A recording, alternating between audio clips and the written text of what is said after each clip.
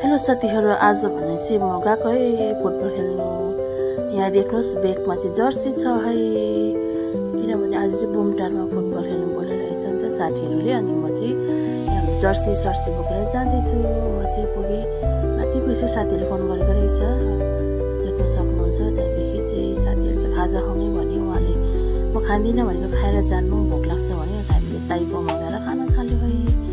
हामी भने ताइपो खाइसकेपछि बुमटा ग्राउन्ड पुग्यौँ। यहाँ चाहिँ फुटबल खेल्दै रहेछ। हामी पनि रेडी भएर हामी पनि निस्क्यौँ है।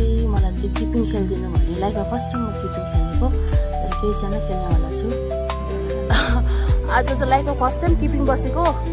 गतिहरू देख्नुहोस् साथीहरू, केही छैन, सबैजना यो कस्तो कालिन है।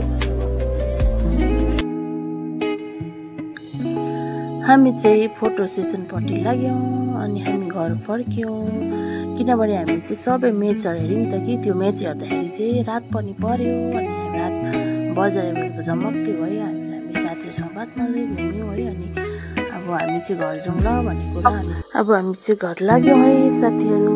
धेरै रात परिसक्यो, किनभने तलबाट उजेलामै हिँडेको, आउँदा चाहिँ रात पर्यो।